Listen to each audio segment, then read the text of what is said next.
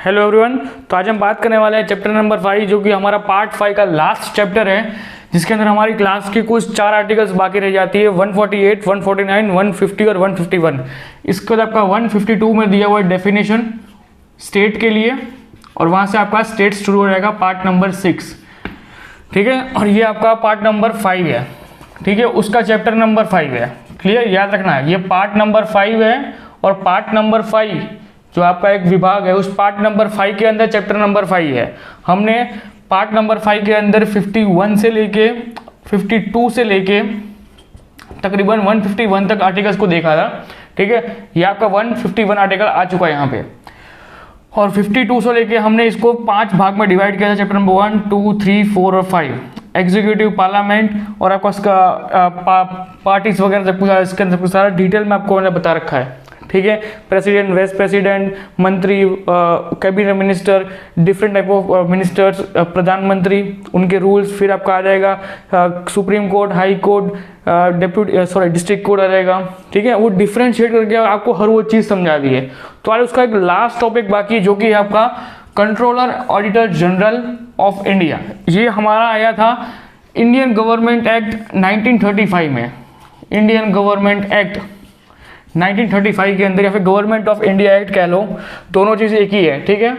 चाहे उसको ऐसा कहो या ऐसा कहो, दोनों चीज़ एक ही है। Government of India act, government of India act, ठीक है, दोनों चीज़ ये हो, ठीक है ना, फिर आपको कंफ्यूज मत होना।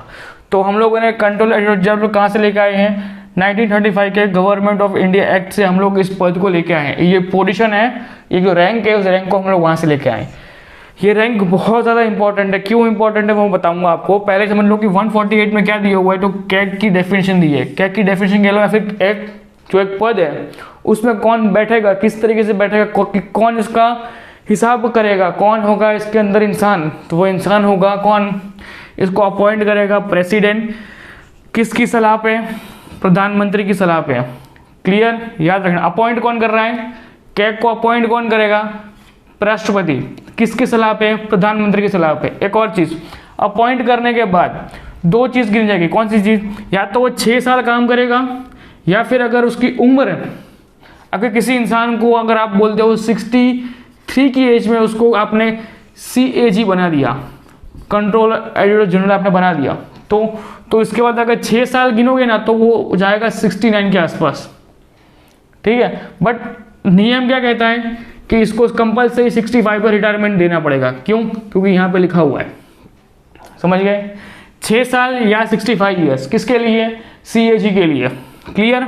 अब आ जाओ कि इसको निकालने के लिए एक और चीज के पहले, अगर इसको त्याग पत्र देना है अपना, ठीक है, अपना त्याग पत्र देना है या अपना रजिस्ट्रेशन देना है कि भाई चलो मेरे 6 साल खत्म हो चुके और मैं रिजाइन दे रहा हूँ या मैं रिटायरमेंट ले रहा हूँ, तो वो किसको देगा?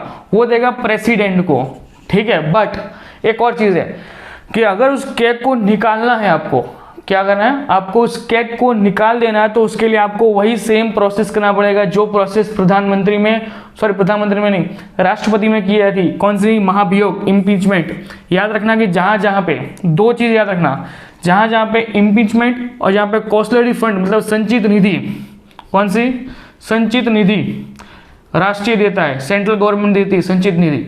जहां से ये 2 चीजें आती है ना, जिनके ऊपर 2 चीज लागू पड़ती है ना, पहली चीज कौन सी? इम्पीचमेंट, दूसरा है कॉलेजिएट फंड मतलब संचित निधि। ये दोनों चीज जहां पे लागू पड़ती है ना, वो इंसान बहुत ज्यादा इंपॉर्टेंट होता है। ये याद रखना। जिन को निकालने के लिए महाभियोग चाहिए, या फिर जिसकी सैलरी संचित निधि के आधार पर आती है, वो दोनों होते या उस पर बैठा वो इंसान बहुत ज्यादा पावरफुल होगा।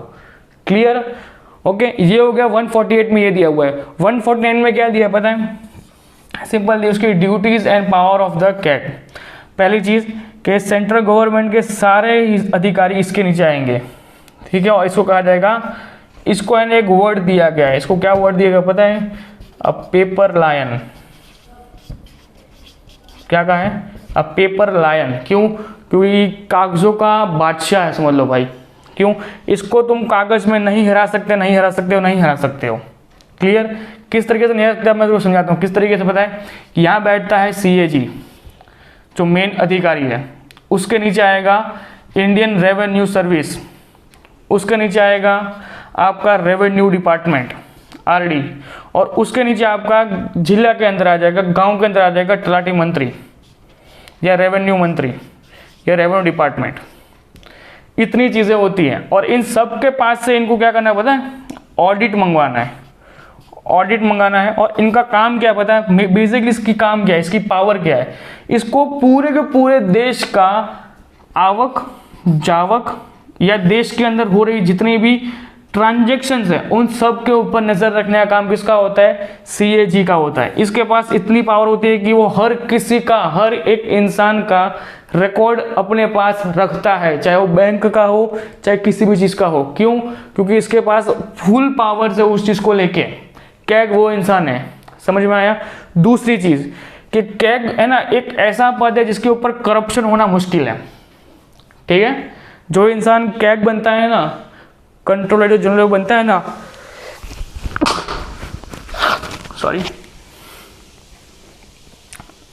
जो इंसान सीएजी जो कैग के अंतर्गत जो इंसान ऑफिसर बनता है ना, जो एक ही इंसान होता है, वो इंसान बहुत ज़्यादा पावर को डिजर्व करता है। क्यों?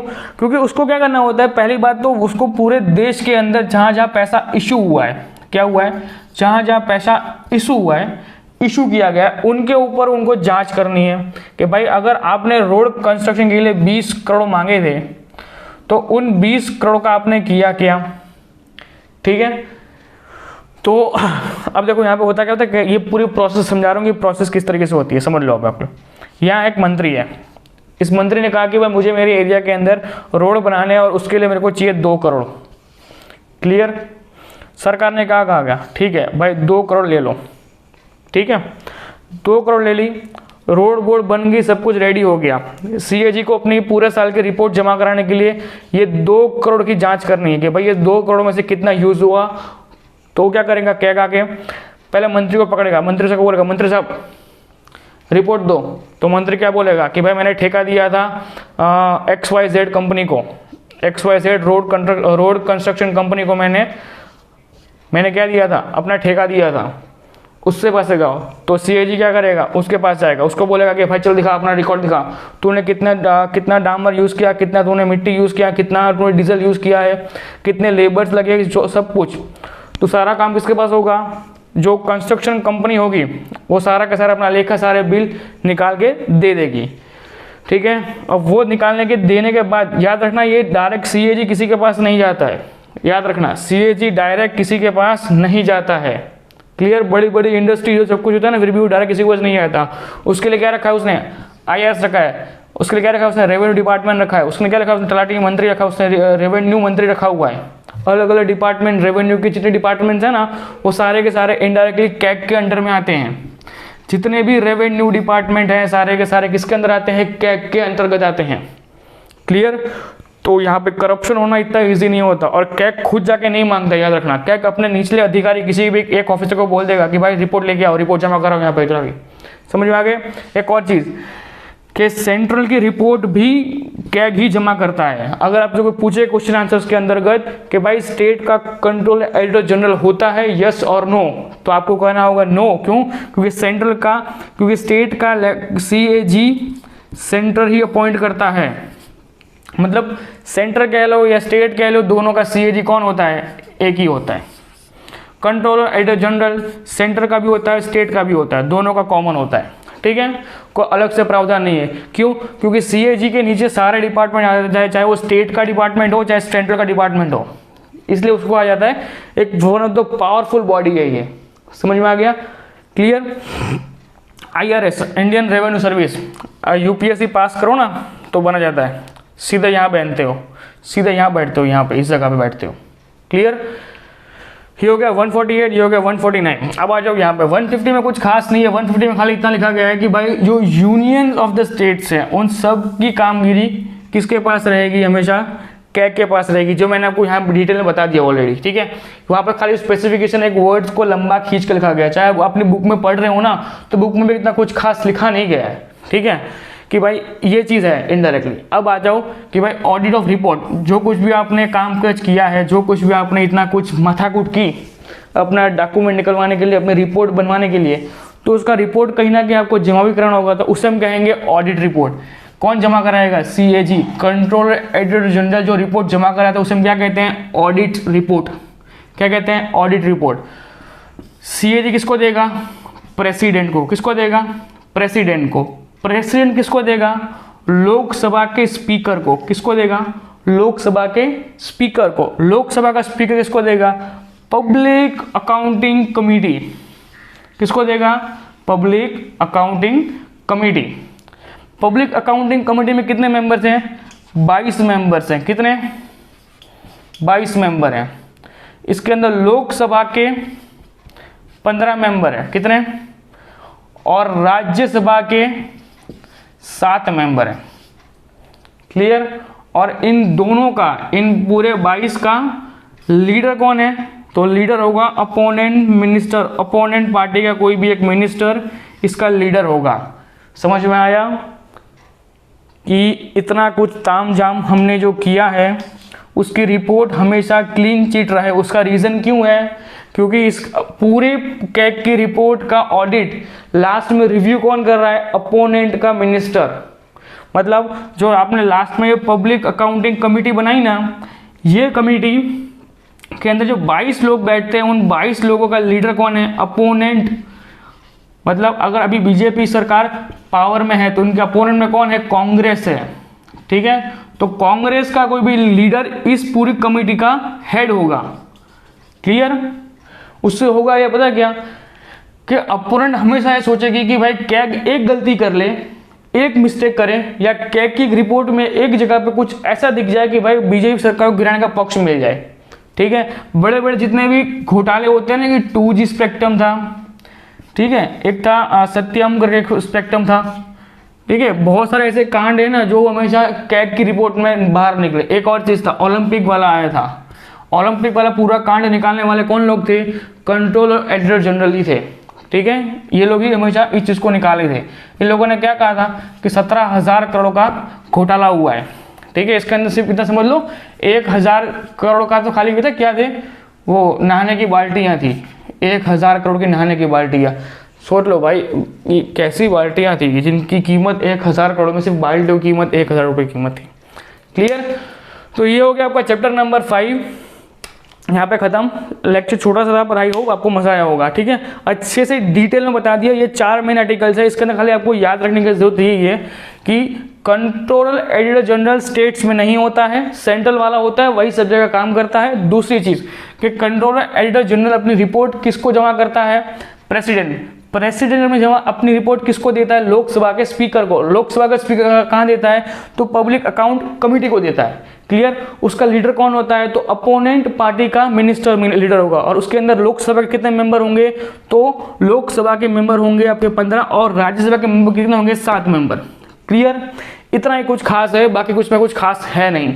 एक और चीज, इसका टाइम पीरियड क्या होता है कि अगर वो लोग अभी 2021 में अपॉइंट किया है तो 6 साल के बाद इसको निकाल देंगे।